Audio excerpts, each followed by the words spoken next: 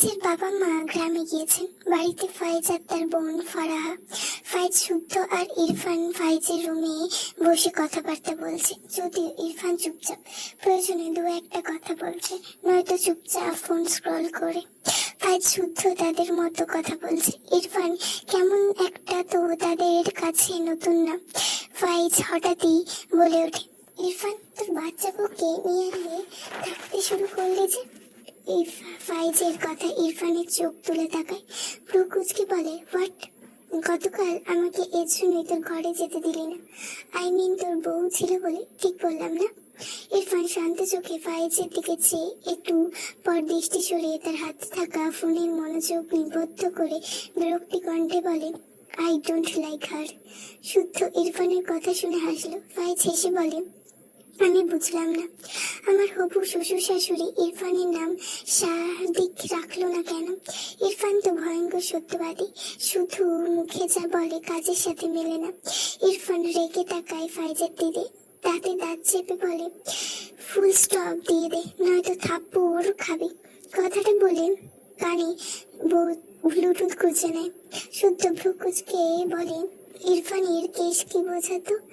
আমি এর আগামাথা বুঝি না। ফাইজ দুই হাত টানা দিয়ে বলল, তোর কাছে ওর কাহিনী শুনে ভেবেছিলাম বউ বাচ্চা বলে সময় নিচ্ছে, এখন মনে হচ্ছে ও জানেই না ও ওর সবচেয়ে অপছন্দের মেয়েকে দিল দিয়ে দিয়েছে, কিন্তু সেটা এখনো নিজে বুঝতে পারছে না, অথবা বুঝতে পারলে নিজেকে দাবানোর চেষ্টা করছে, কারণ বাচ্চা মেয়েকে ভালোবাসলে ওর নিজের কাছে মান-ইজ্জত থাকবে না ওর মতন।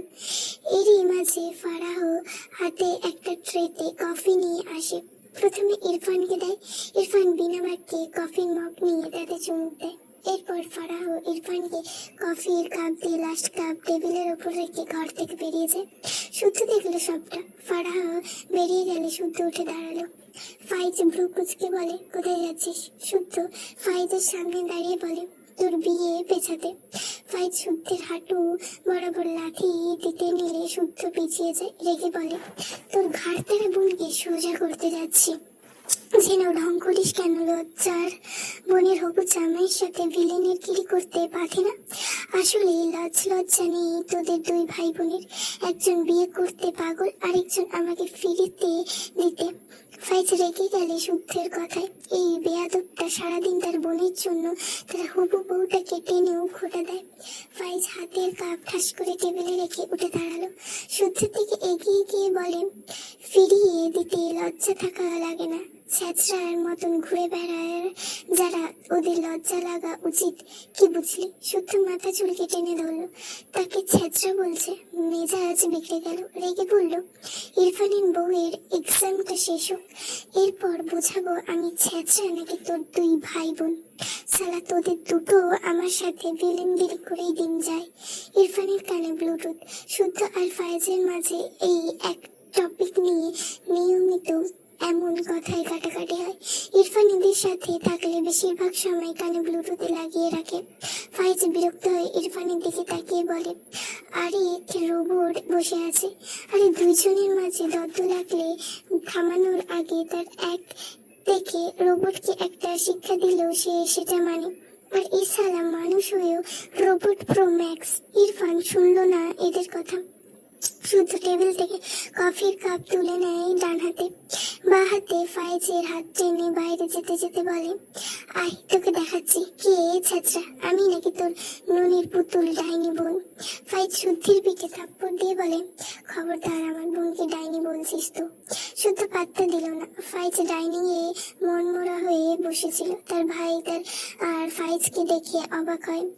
ফারাহ শুদ্ধ দ্রুত পায়ে এসে ফারাহের সামনে দাঁড়ায়। চোখের পলকে গরম কফি নিজের ডান হাতের উপর ফেলে দেয়। ফারাহ চোখ বড় বড় করে তাকায়, শব্দ করে ডাকে, শুদ্ধ ভাই। ফারাহ নিজেও অবাক হয়। কফি চুলা থেকে নামিয়ে ফারাহ দিয়ে এসেছিল। ফাইজ নিজেও খেয়ে আসলো মাত্র। শুদ্ধ পাগলামিতে ছেলেটা রেগে যায়। ফারাহ টলমল চোখে চেয়ে আছে শুদ্ধের লাল দগদগে হয়ে যাওয়া লাল হাতের দিকে। শুদ্ধ হাত ছাড়া দেয় খুবই আলতো ভাবে, বাম হাত চুলের ভাঁজে চালিয়ে মৃদু হেসে বলে, ফারাহ এক গ্লাস পানি খাওয়াও তো। তৃষ্ণা পেয়েছে।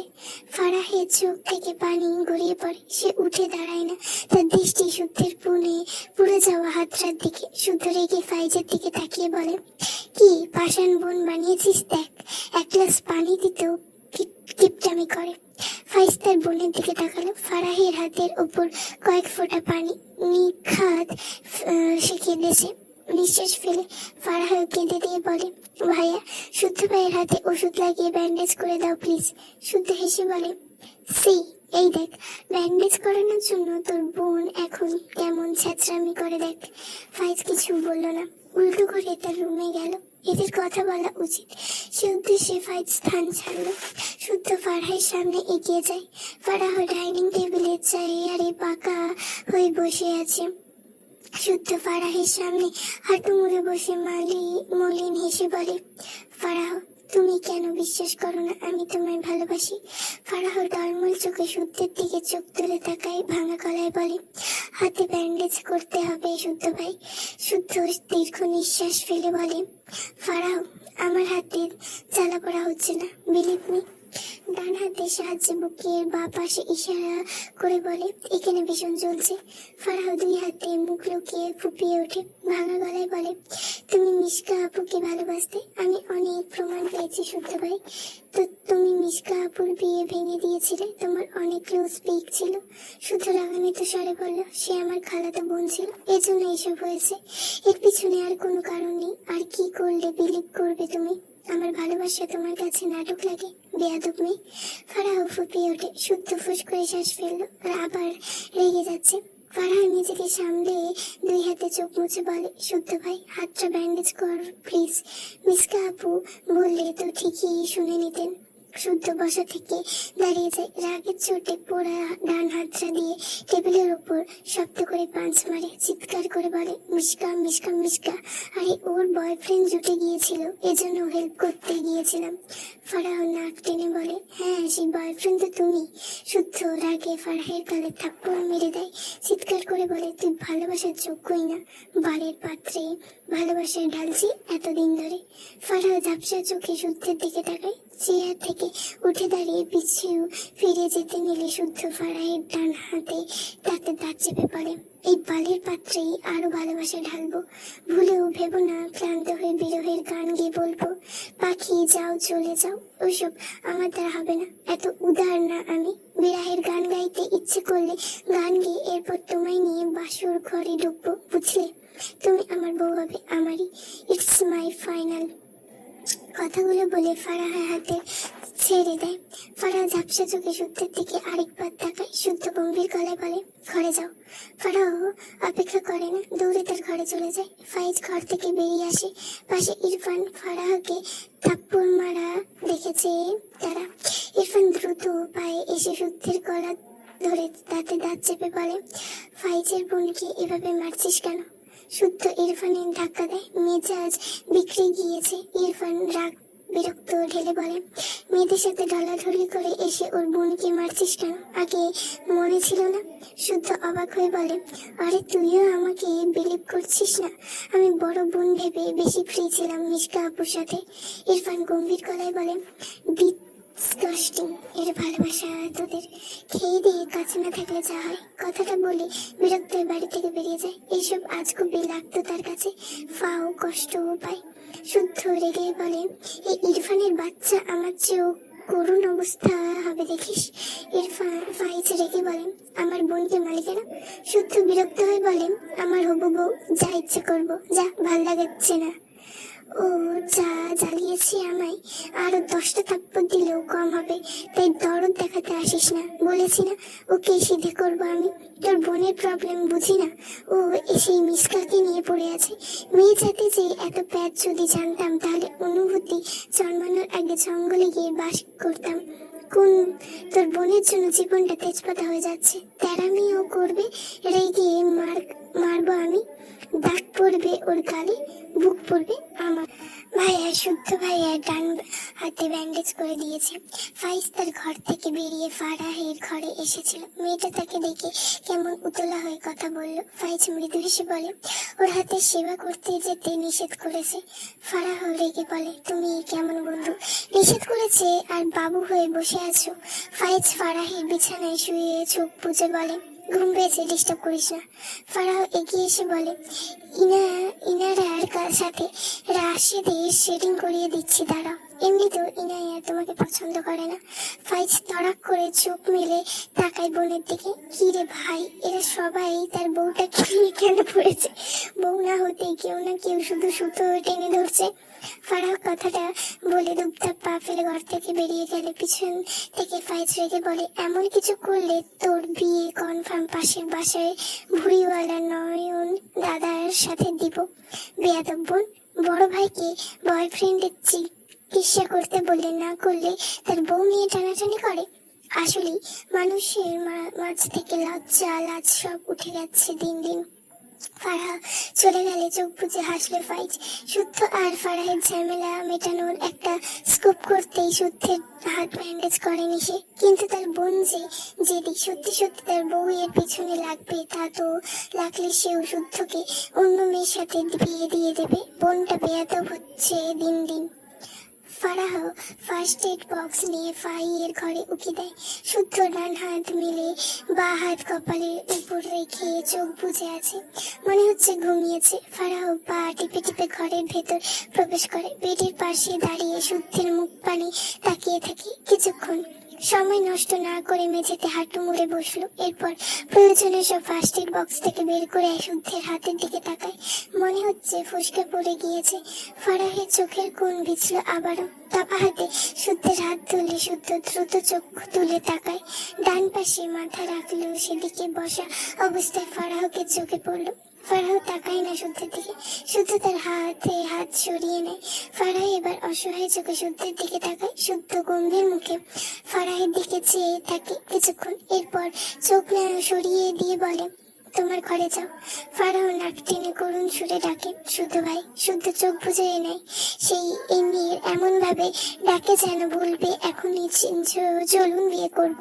কিন্তু এই তেরা আসে আখলা দরদ দেখাতে, আর আসে তাকে দুর্বল করে দিতে। ফারাহের আবারও একই সুরে কণ্ঠে ভেসে আসে, শুদ্ধ ভাই। শুদ্ধ চোখ বুঝে শান্ত গলায় বলে, হাতটা দাও প্লিজ, ব্যান্ডেজ করেই চলে যাব। শুদ্ধ শক্ত গলায় বলে, সারাদিন বসে কাঁদলেও সেই সুযোগ পাবে না, তাই চুপচাপ বের হও। ফারাহ মাথা নিচু করে রইল, ঠোঁট ভেঙে আসছে। মিসকাকে নিয়ে কি প্রবলেম তোমার? ফারাহ মাথা নিচু করেই বলে, এখন তো আর আপু ডাকতে হবে না, বড় তবু নাম ধরে ডাকছো। শুদ্ধ দাঁত কিরমির করলো, ধমকে বলল, যে কোনো সময় আরেকটা থাপ্পড় পড়ার আগে এখান থেকে যাও। কথাটা বলে চোখ বুঝে নেয়। ফারাহ চুপচাপ বসে রইল। হ্যাঁ না কিছুই বললো না, বসা থেকে উঠলো না। বিয়ের প্রিপারেশন নাও। ফারাহের নাক টেনে বলে, আমি তোমাকে বিয়ে করব না। শুদ্ধ চোখ বুঝে রেখেই ঠোঁটের কোণে সামান্য হাসি রেখে বলে, তোমার মতামত চাইনি, প্রিপারেশন নিয়ে থাকতে বলেছি। ফারাহ বা হাত চোখ মুছে নেয়। শুদ্ধ হঠাৎ অন্তত রেগে ধমকে বলে, ফারাহ আমি এখান থেকে তোমাকে যেতে বলেছি, আউট। ফারাহ ভয় কেঁপে ওঠে, কিন্তু সে যাবে না, জেদ ধরে বসে রইল। শুদ্ধ নিচে শোয়া থেকে উঠে বাইরে যেতে যেতে বলে, ওকে ফাইন, আমি যাচ্ছি। ফারাহ বসা থেকে দাঁড়িয়ে আবেগী গলায় ডাকে, শুদ্ধ ভাই।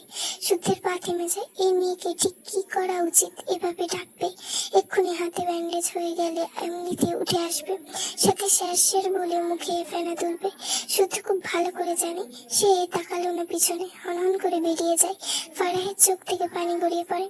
শুদ্ধ বাইরে বেরিয়ে ফাইজকে দেখলো। ফাইজ এগিয়ে এসে বলে, আমাকে বোনকে ফিরিয়ে দিলি কেন? শুদ্ধ চোখ ছোট ছোট করে তাকালো, রেগে নাটকীয় ভঙ্গিতে বলল, তোমার নুনের পুতুল বোনের জন্য কোথায় জ্বলছে দেখি। ফাইজ বিরক্ত হলো, শুদ্ধের হাত টেনে বলে, ভাবলাম ভালোবেসে তো আমার বোন ব্যান্ডেজ করে দিলে তুই মিটমিটিয়ে হাসবি, হলো তো উল্টো। বুঝেছি, শালার হাতে সেবা চাইছিস, আয়। শুদ্ধ বিরক্ত হয়ে বাড়ি থেকে বেরিয়ে যেতে যেতে বলে, চিকিৎসা করালে তোর বোন আপনি আর স্যার ডেকে মুখে ফেনা তুলবে। মেজাজ খারাপ হয়, তাতে হাত পোড়ানোর জন্য কতদিন পর পর তুমি আর শুদ্ধ ভাই ডাক শুনলাম। থাক, আসছি। ফাইজ এগিয়ে এসে বলে, ইরফান চলে গিয়েছে, ড্রাইভ করতে পারবি না? পারবো। কথাটা বলে পিছনে দাঁড়িয়ে থাকা কান্না মাখা ফারাহের দিকে একবার তাকায়, এরপর দ্রুত সেখান থেকে চলে যায়। মায়েরাকে তোমার ফুপির বাসায় রেখে আসতে হবে। ইরফান, তার বাবা, তার মা আর ইনায় টেবিলে বসে রাতের খাবার খাচ্ছিল। তারেক নিওয়াজের কথা ইরফান কিছু বলল না, মাথা নিচু করে খাওয়ায় মনোযোগ দিল। রোমা নিওয়াজ বিরক্তিতে রিতাকে ডেকে বলে, মায়েরাকে ডেকে নিয়ে আয়, এসে তুইও খেতে বসে পড়। রিতা মাথা নেড়ে মায়েরার ঘরে যায়। কিছুক্ষণের মাঝে মায়েরা ঘর থেকে বেরিয়ে আসে। রিতা রোমা নিওয়াজের পাশের চেয়ারে বসে পড়ল। মায়েরা দাঁড়িয়ে থাকে। ইরফানের পাশের চেয়ারটাই একমাত্র ফাঁকা। ইরফানের দিকে আর চোখে তাকায়। রোমা নিওয়াজ মায়েরার দিকে তাকিয়ে বলে, কি হলো, বসছো না কেন? শাশুড়ির কথায় মায়েরা ধীর পায়ে এসে ইরফানের পাশের চেয়ারে বসে পড়ে। কাপা হাতে প্লেটে ভাত বেড়ে নেয়। ইরফানের মাথা নিচু করে আর চোখে মায়েরার হাতের দিকে তাকায়। বিরক্ত হয়, এই মেয়ের হাত কাঁপছে তার উপস্থিতিতে। এটা তার ধারণার বাইরে নয়। মায়েরা ধীরে ধীরে খাওয়া শুরু করে। ইরফান খাওয়া শেষ, উঠতে নিলে তারেক নেওয়াজ আবারও বলে, আমি তোমাকে কিছু বলছি ইরফান। ইরফান তার বাবার দিকে তাকিয়ে বলে, তুমি নিয়ে যাও। তারেক নেওয়াজ ভ্রু কুঁচকে বললেন, আমার কাজ আছে, তোমাকেই যেতে হবে। ইরফান ফোঁস করে শ্বাস ফেলে বলে, কবে যেতে হবে? তারেক নেওয়াজ মায়ের দিকে তাকিয়ে বলে, কতদিন আগে যেতে চাও আম্মু?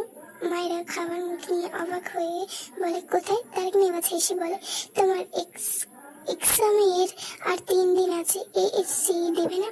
মায়েরা বুঝলো তার গ্রামে যাওয়ার কথা বলছে। মাথা নেড়ে বলল, কালকে যাই। তারেক নেওয়াজ ইরফানের দিকে তাকিয়ে বলে, তোমার ফুফির বাড়িতে রেখে আসবে মায়েরাকে, ওর বাবার বাড়ি নয়, বুঝেছো? ইরফান ভ্রু কুঁচকে তাকালো। বাবার বাড়ি থাকতে তার ফুফির বাড়ি কেন? ব্যাপারটা তার কাছে অদ্ভুত লাগলো। সাথে রুমা নেওয়াজ, ইনায়া দুজনেই অবাক হলো। তবে তারেক নেওয়াজ কিছু বললো না, তারাও কেউ কিছু জিজ্ঞেস করলো না। মায়েরা বুঝলো তাকে ইরফান রাখতে যাবে। আমতা আমতা করে শ্বশুরের দিকে তাকিয়ে বলে, বাবা, আপনি রেখে আসতে পারবেন না? তারেক নেওয়াজ হেসে বললে, আমার কাজ আছে আম্মু। মায়েরা মন খারাপ করে খাবারে মন দিল। বাম পাশে ইরফানকে এখনো বসে থাকতে দেখে ঘাড় বাঁকিয়ে দেখলো ইরফান তার দিকে চেয়ে আছে। মায়েরা ধীরে ধীরে চোখ সরিয়ে তার প্লেটে থাকা ভাতের দিকে আনে। এই লোক এমন করে তাকিয়ে থাকে কেন মায়েরা বোঝে না। কি অদ্ভুত, লাস্ট বেশ কয়েকদিন হলো শুধু গম্ভীর চোখে রোবট হয়ে নেয় তার দিকে তাকিয়ে থাকে, এখনো তাকিয়ে আছে। মায়েরার অস্তিত্ব নয়। দ্রুত খাওয়ারের চেষ্টা করে উদ্দেশ্যে খেয়ে দৌড়ে দেবে এখান থেকে। এই লোক তো যায় না। ইরফান মায়েরাকে নাক মুখে খেতে রেখে রেগে যায়। কিছু বলার আগে মায়েরার কাশি উঠে যায়। ইরফান মায়েরার সামনে এক গ্লাস পানি রাখে। মায়েরা দ্রুত তার সামনে থেকে পানি নিয়ে খায়। নাকি মুখে ভাত উঠে গিয়েছিল। ইরফানের ইচ্ছে করলো মায়েরার কানের গোড়ায় কষিয়ে একটা থাপ্পড় দিতে, জোরে ধমক দিয়ে দাঁতে চেপে বলে, থাপ্পড় খাওয়ার জন্য খেয়ে থাকো। এই মেয়ে, তুমি বাচ্চা? মায়েরা কেঁপে ওঠে, চোখ চূড়ায় পানি টলটল করছে। না, ধমক খেয়ে নয়, খাবার নাক মুখে উঠেছে বলে। ইরফান আর মায়েরার দিকে সবাই চেয়ে আছে। মায়েরা সবার দিকে অসহায় চোখে তাকালো। সবাই মায়েরার দিকে আর ইরফান মায়েরার দিকে। মায়েরা আর চোখে ইরফানের দিকে তাকায়। এই লোকটা তাকে দিন রাত অত্যাচার করে মারে। উফ, আগেই ভালো ছিল, দুটো থাপ্পড় মেরে হাওয়া হয়ে যেত। আর এখন পাশে বসে উল্টো পাল্টে ভাজে। মায়েরা ধীরে ধীরে ইরফানের দিকে তাকায়, জিভ দিয়ে ঠোঁট ভিজিয়ে বলে, আপনি চান? হোয়াট?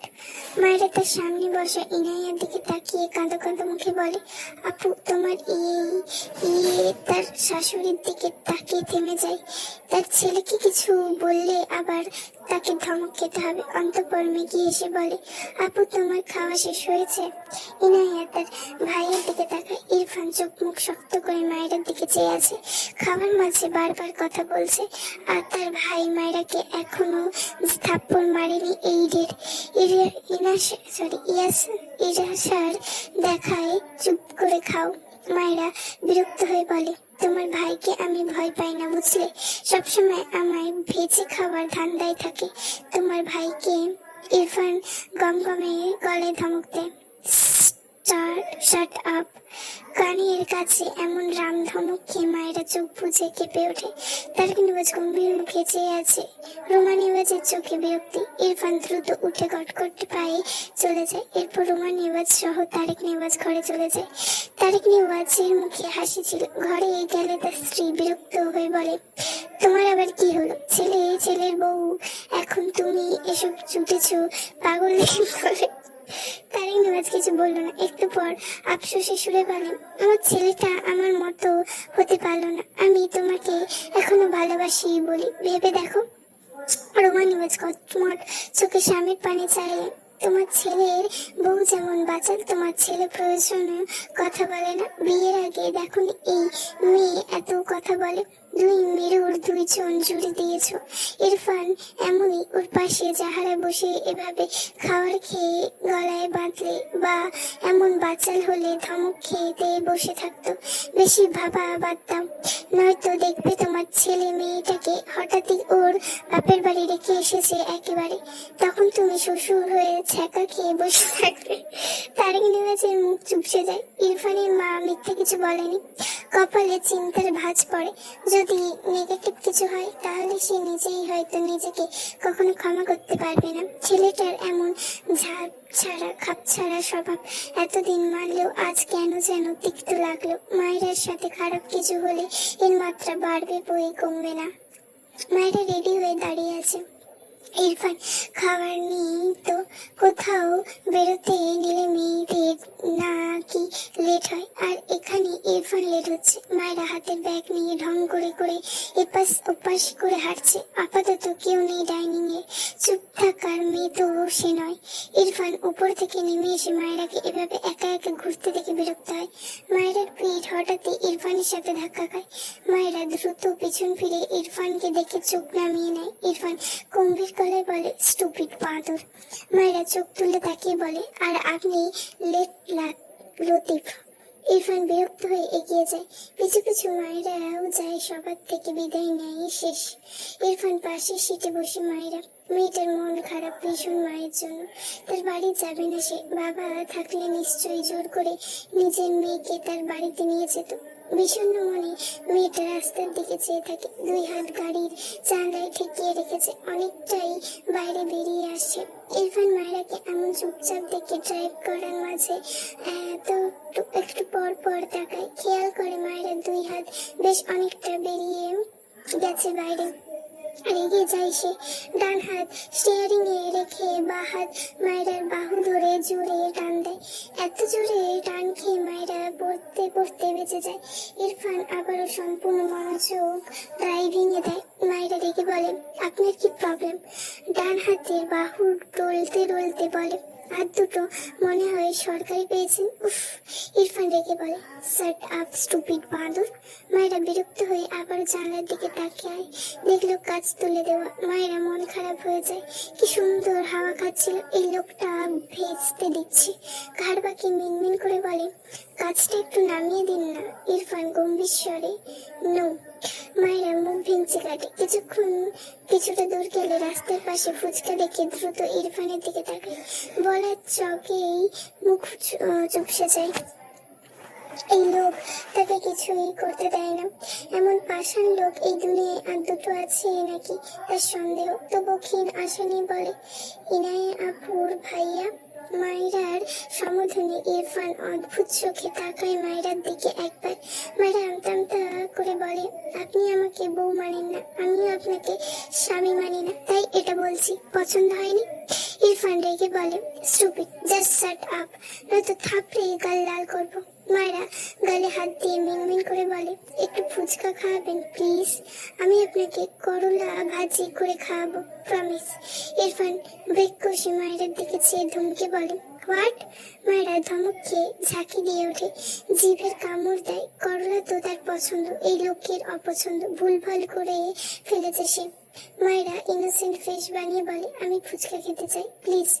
আপনাকে পছন্দের খাবারই খাওয়াবো, আপনার কাপড় কেচে দেবো, আপনি চাইলে তাও ফুচকা খাওয়ান। ইরফান ফুস করে শ্বাস ফেলে গাড়ি থেকে বেরিয়ে যায়। মায়েরা ভাবে হয়তো ফুচকা আনতে গিয়েছে। মুখে হাসি ফুটে ওঠে। বিড়বিড় করে, যতটা খারাপ হবে ততটা নয়। 2 মিনিটের মধ্যে ইরফান গাড়ির দরজা খুলে সিটে বসে। মায়েরা ইরফানের হাতের দিকে তাকাতে দেখলো ফুচকানি, কিন্তু ছোট্ট কিছু একটা। ইরফান গম্ভীর মুখে স্কচ টেপের উপর থেকে কাগজ ছিঁড়তে লাগলো। মায়েরা চোখ বড় বড় হয়ে তাকায়।